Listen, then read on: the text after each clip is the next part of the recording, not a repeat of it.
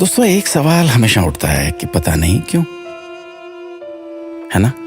अब किसी भी विषय पर बात कीजिएगा तो आपके जहन में भी ये बात निकलेगी, पता नहीं क्यों।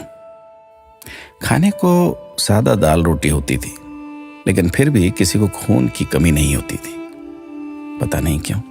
स्कूल में अध्यापक खूब कान खींचते थे, डंडों से पिटाई होती थी, लेकिन कोई बच्चा स्कूल में डिप्रेशन के कारण आत्महत्या नहीं करता था, पता नहीं क्यों। बचपन में महंगे खिलौने नहीं मिलते थे, लेकिन हर खेल बहुत आनंदित करता था, पता नहीं क्यों।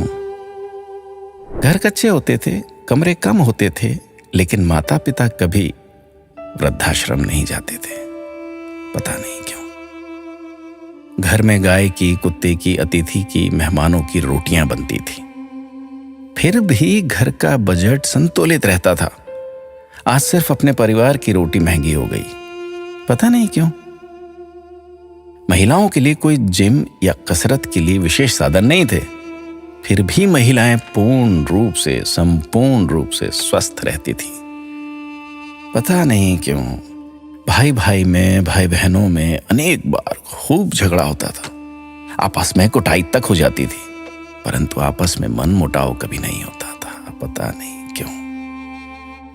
परिवार बहुत बड़े होते थे, पड़ोसियों के बच्चे भी दिन भर खेलते थे, फिर भी घरों में ही शादियां होती थी, पता नहीं क्यों।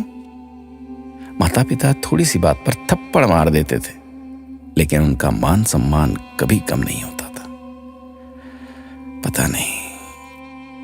ऐसे अनेक क्यों के सवाल दिल में उठ रहे हैं। आप सभी तक इस क्यों को पहुंचाने की कोशिश कीजिए। शायद फिर से पहले जैसा सौहार्दपूर्ण वातावरण, आपसी प्रेम, एकता का माहौल बने। एक एक 11 होते हैं। अपना ख्याल रखिएगा।